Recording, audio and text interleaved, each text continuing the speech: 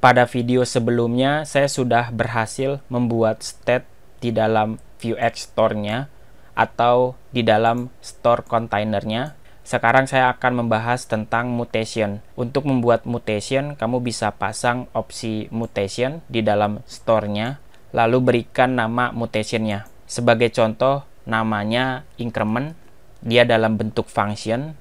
Karena tugas mutation ini adalah mengubah data state-nya, maka kamu bisa mengakses sebuah state yang secara otomatis bisa kamu pasang sebagai parameter, misalnya namanya state.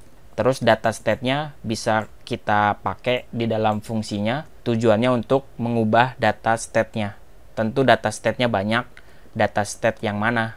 Counter atau title. Karena kita mau mengubah nilai counternya, maka saya bisa tulis state count plus plus. Setelah itu, mutationnya sudah bisa dipanggil. Ide programnya seperti yang sebelumnya. Ketika button elemennya diklik, kita menjalankan sebuah function, namanya increment, lalu nama tersebut kita daftarkan sebagai method. Nah, di dalam fungsi inilah kita mengakses data mutationnya atau fungsi mutationnya, mutation yang sudah didaftarkan.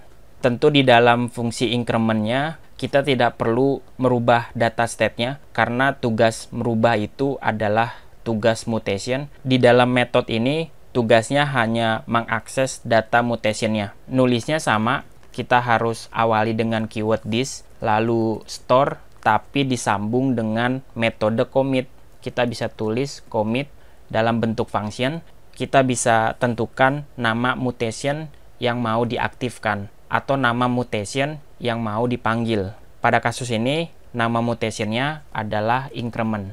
Kamu bisa saja membedakan nama fungsi yang ada di dalam object view dan nama di dalam mutation. Sebagai contoh, saya akan ganti jadi handle click, nama functionnya, ini juga nama function atau nama method, lalu nama metodenya menjalankan sesuatu, yaitu melakukan commit untuk memanggil nama mutationnya.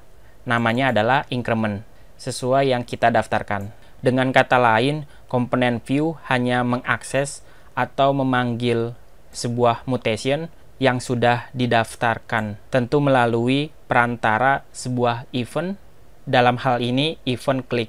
Dan jika kamu simpan semuanya, kita lihat lagi, proses increment-nya berhasil dirender dan data counternya sudah bertambah 1.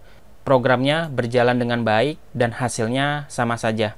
Bagaimana teman-teman? Mungkin sintaknya cukup rumit, tapi emang aturannya seperti itu. Jika sudah terbiasa, pasti akan terlihat lebih mudah dan efektif. Apalagi ketika teman-teman punya data yang cukup banyak, tapi itu saja tentang state dan mutation.